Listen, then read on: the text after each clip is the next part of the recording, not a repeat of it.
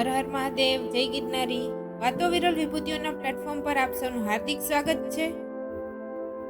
રાજસ્થાનમાં એક સરસ કહેવત છે કે 8 વર્ષરો ડુક્કર જીએ 13 બરસરો જીએ શિયાળ. બરસ 18 ક્ષત્રિય જીએ આગે જીવન કો ધિકાર. ક્ષત્રિયો 18 વર્ષે યુદ્ધમાં શહીદ થઈ જતા.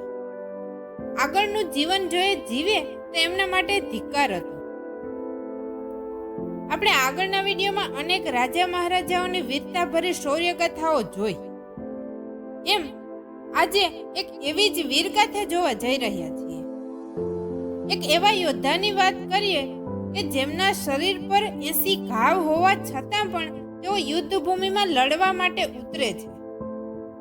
અને આપણે સૌ આ વાતોથી અજાણ છીએ, કારણ કે આપણે ઇતિહાસમાં અકબર મહાન છે એવું જ ભણતા આવ્યા અને આપણે આ રાજપૂત રાજાઓની શૌર્ય ગાથાઓથી સાવ અજાણ જ રહી ગયા.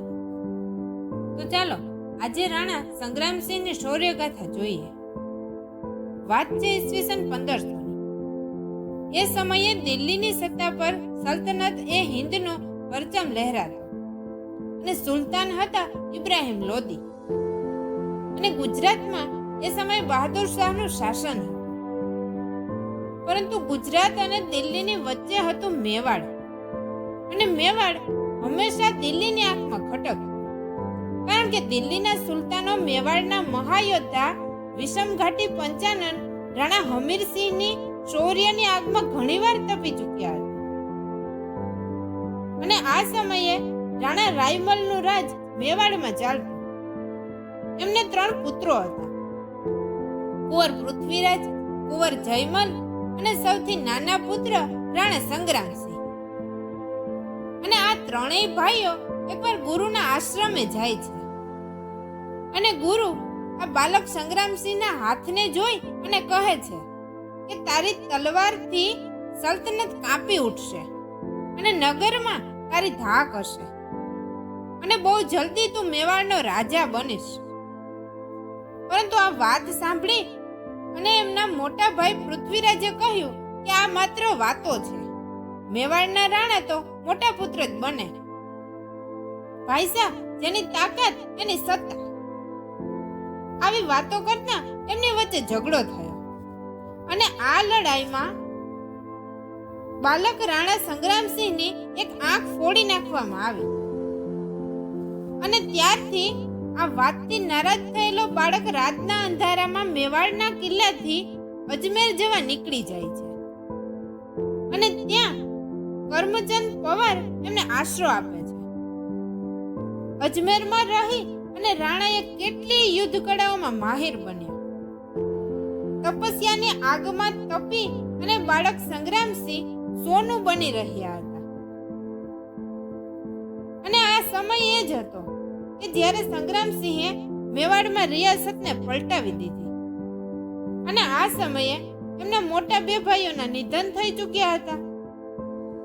અને આ સાથે સરદારોએ રાણા સંગ્રામસિંહને ઉત્તરાધિકારી ઘોષિત કરી અને મેવાડની ગાદી પર એમનું રાજતિલક થયું. અને આ સંગ્રામસિંહ એટલે એ જ રાજા કે જેને દુનિયા રાણા સાંગા તરીકે ઓળખે છે. રાણાએ સતલુજ, બયાના, સિંધ, ગુજરાત, માળવા, ભરતપુર, ગ્વાલિયર અને સંપૂર્ણ રાજપૂતાનામાં એક છત્ર શાસન સ્થાપિત કર્યું. રાણાને એક આંખ અને એક હાથ નથી, છતાં પણ ભયાનક યુદ્ધનું નેતૃત્વ ખુદ પોતે જ કરતા. અને એમનું એક સ્વપ્ન હતું કે સંપૂર્ણ ભારત પર એક છત્ર શાસન સ્થાપિત થાય અને તેમને વિક્રમાદિત્યનું પદ મળે. એમણે બધા ક્ષત્રિયોને એકજૂટ કર્યા અને પશ્ચિમમાં મેવાડને એક હિન્દુ રાજ્ય બનાવી અને દિલ્હી સલ્તનતને લલકાર કર્યો. દિલ્હી સુલતાનને બંદી બનાવ્યો. ગુજરાતના શાહને ઘોડાની પાછળ બાંધી અને મેવાડ લઈ ગયા અને મુઘલ ફૌજને તો હરાવી દીધી. જ્યારે ભારત ચારે તરફ શત્રુઓથી ઘેરાઈ ચૂક્યું ને, ત્યારે રાણા સાંગા એકમાત્ર યોદ્ધા હતા. 1500 1509માં રાણા સાંગાએ મેવાડની ગાદી સંભાળી અને ત્યારબાદ તેમણે બધી આસપાસની રિયાસતો સાથે વૈવાહિક સંબંધો સ્થાપિત કરી અને બધા રાજપૂતોને એકજૂટ કર્યા. કરમચંદ પવારને અજમેરનો મુખ્ય સરદાર ઘોષિત કરી અને પોતાની સત્તાને મજબૂત કરી. ચારે દિશાઓમાં પોતાની સત્તા મજબૂત કર્યા બાદ રાણાએ ઈડર પર હુમલો કર્યો અને ત્યાંના રાજા રાવ ભાણ કે જે ગુજરાતના સુલતાન મહેમૂદ શાહને પૂરેપૂરું સમર્થન કરતા. રાણાના ભયાનક હુમલાથી ઈડર નરેશ ગુજરાત તરફ ભાગી છૂટ્યા અને જેથી રાણાએ પોતાના સરદારને ઈડરનો પ્રહરી બનાવી દીધો. અને મેદીની રાય કે જે ખિલજીની વાતોથી તંગ હતા તેઓ રાણાને મળવા આવે છે, તેથી તેમને ચંદેરીનો પ્રહરી બનાવી દેવામાં આવ્યો. હવે તેમણે બધી મોટી તાકાતોને એક છત્ર નીચે લાવી અને ભયાનક યુદ્ધનો શંખનાદ કર્યો. કારણ કે રાણાની નજર તો શરૂઆતથી જ દિલ્હી પર ટકી હતી અને આ માટે તેમણે પશ્ચિમી ઉત્તર પ્રદેશના ઘણા ક્ષેત્રો પર પોતાનો ધ્વજ લહેરાવી દીધો. દિલ્હીને આગ્રા પર આક્રમણનો લલકાર કર્યો અને રાણાની તાકાતથી તો સૌ હેરાન જ હતા. અને આ વધતી તાકાતનો જવાબ આપવા ઇબ્રાહિમ લોદીએ મેવાડ પર આક્રમણ કર્યું.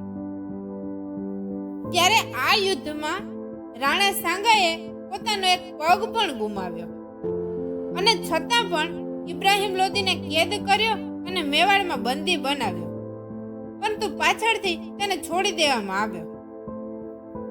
અને ફરીથી 1519માં તેમણે ફરી એકવાર મેવાડ પર આક્રમણ કર્યું અને તે વખતે પણ રાણા સાંગાની જીત થઈ અને આ જીતથી તેમને હિન્દુ પથની ઉપાધિથી નવાજવામાં આવ્યા.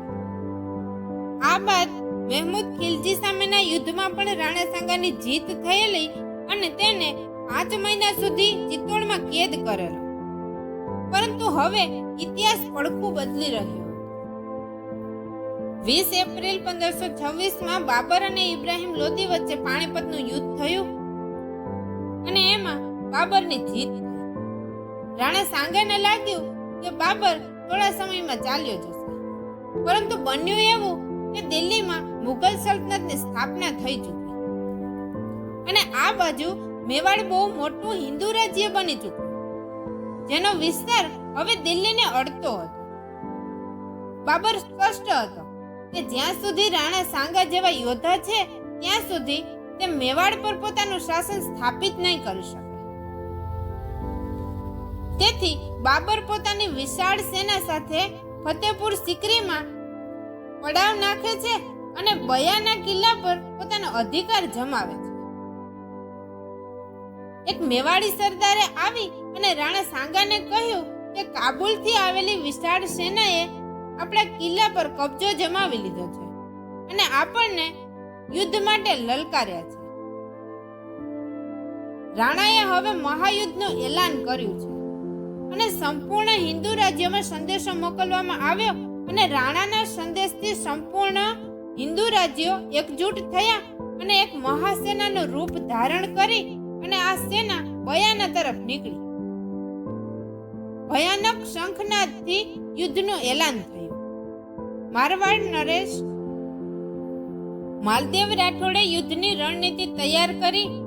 બુંદી બાગડથી ઉદયસિંહ, અજમેર આમેર પૃથ્વીસિંહ, કલ્યાણમલ અને હસન ખાન મેવાતી જેવા મહાન યોદ્ધાઓએ 16 ફેબ્રુઆરી 1526ના રોજ બાબરની સેનાને ચારે તરફથી ઘેરી લીધી અને બયાના કિલ્લા પર રાજપૂતાનાનો ધ્વજ ફરકાવી દીધો.